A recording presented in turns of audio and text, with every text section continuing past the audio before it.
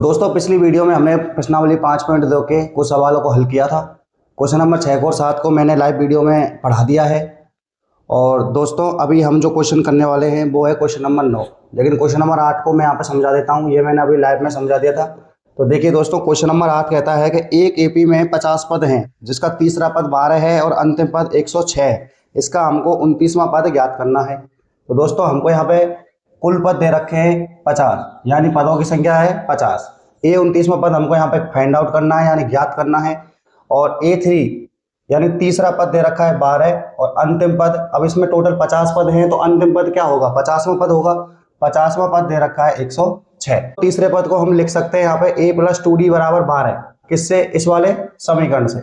अब देखो A50 को भी लिखा जा सकता है a + 49d = 106, समीकरण नंबर 2। समीकरण 1 में से आप समीकरण 2 को क्या कीजिए, घटा दीजिए। समीकरण 1 में से 2 को घटाएंगे तो देखो समीकरण 2 के जो नीचे हैं चिन्ह हैं वो चेंज हो जाएंगे। प्लस वाला माइनस का हो जाएगा, माइनस वाला प्लस का हो जाएगा। यहाँ से मैंने इसको काट दिया। -49d में से 2d को घटेंगे तो माइनस का 47d बचेगा, बराबर में -106 में से 12 को घटा लो, -94 बचेगा। यहाँ से मैंने -47 का भाग दे दिया तो d बराबर आ गया -94 बटे -47, यानी -47। डी का मान निकल के आ गया यहाँ से -2। डी के मान को आप कोई से भी समीकरण में रख दीजिए। समीकरण 1 में रख दो, 2 में रख दो, आपको ए का मान आ जाएगा। ए का मान मैंने यहाँ से निकाल लिया 16। अब मुझे ए 29 का मान निकालना है, यानी एन का मान 29 रखना है। ए मेरे पास सही है, डी हमने निकाल लिया। इसको रख के दोस्तों हमने यहाँ से ए 29 का मान निकाल लिया, कितना, 40। अब दोस्तों इससे आगे मैं क्वेश्चन नंबर 9 को अभी करवाने वाला हूँ। तो देखो दोस्तों, क्वेश्चन नंबर 9 को अभी सॉल्व करा दिया था, इसकी कुछ कारणवश वीडियो नहीं बन पाई। तो देखो मैं इसको थोड़ा समझा देता हूँ। दोस्तों क्वेश्चन नंबर 9 में हमको एपी का तीसरा पद दे रखा है और 9वां पद दे रखा है, और इसका बताना है हमको कि कोई पद शून्य है या नहीं है। तो देखिए किस तरीके से करेंगे। यहाँ से दोस्तों हमको A3 का मान दे रखा है, यानी तीसरा पद दे रखा है, और 9वां पद दे रखा है। पिछले क्वेश्चन हम इसी तरीके से सब क्वेश्चनों को सॉल्व करते आ रहे हैं, जिसमें हमको ए का और डी का मान नहीं दिया होता उसको हम 2 समीकरण बना के हल करते हैं। तो देखिए यहाँ से एक तो समीकरण बना लिया मैंने A3 से। A3 को लिख सकते हैं a + 2d = 4, और A9 को लिख सकते हैं a + 8d = -8। कहाँ से? इस वाले समीकरण से, सॉरी इस वाले सूत्र से। इस वाले सूत्र का इस्तेमाल करके दोस्तों मैंने यही लिखे हैं। बार बार आपको सूत्र लगाने की जरूरत नहीं है, इस तरीके से आप सीख जाएं। समीकरण 1 में से 2 को मैंने यहाँ पे घटा लिया। समीकरण नंबर ये रहा और 2 ये रहा। घटाने पर दोस्तों नीचे वाले के चिन्ह चेंजेस हो जाते हैं। ए से ए कट गया, -8 में से 2 को घटा लिया, -6 डी बच गया।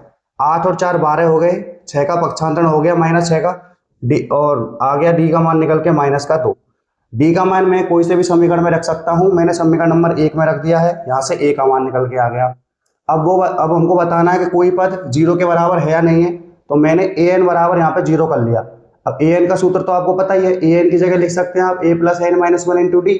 तो यहाँ पे मैंने वही किया है, a + n - 1 × d = 0। अब यहाँ पे देख सकते हैं a और d का मैंने जब यहाँ पे मान रखा तो यहाँ से मुझे n की वैल्यू निकल के आई 5। तो मैं यहाँ पे बोल सकता हूँ कि हमारे समांतर श्रेणी का 5वां पद है वो 0 के बराबर है। तो अभी हम दोस्तों क्वेश्चन नंबर 10 को यहाँ पे सॉल्व करने वाले हैं। तो दोस्तों अब है हमारे पास क्वेश्चन नंबर 10। किसी एपी का 17वां पद उसके 10वें पद से 7 अधिक है, तो इसका सारवंतर यानी कि डी हमको ज्ञात करना है। तो दोस्तों देखिए किस प्रकार से सॉल्व करेंगे ऐसे क्वेश्चनों को। तो एपी का 17वां पद, तो हम यहाँ पे लिख सकते हैं 17वां पद। अगर हिंदी में लिखना चाहूँ तो लिख सकते हैं दोस्तों। इसको देखो 17वां पद यानी कि A17, जो 17वां पद है वो 10वें पद से, ये रहा A10, 10वें पद से कितना अधिक है, 7 अधिक है।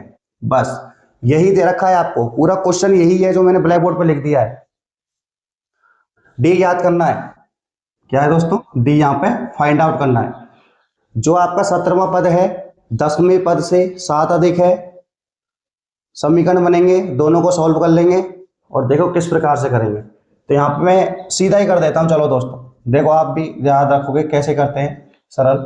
A17 को कैसे लिख सकते हैं फॉर्मूले से, a + 16d, एक कम करके लिख दो 17 में से 16d बराबर।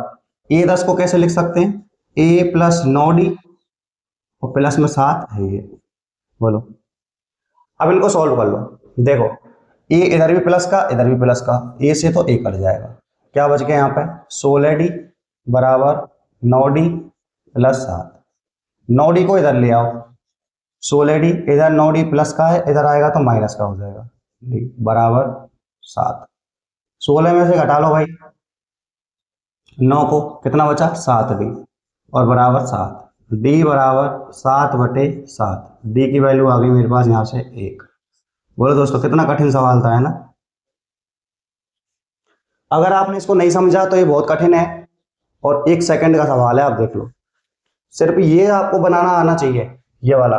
वो कह रहा है हमसे, आपने प्रश्नावली 4 को पढ़ा होगा, 3 को शायद उसमें समीकरण बनाने को दे रखा है।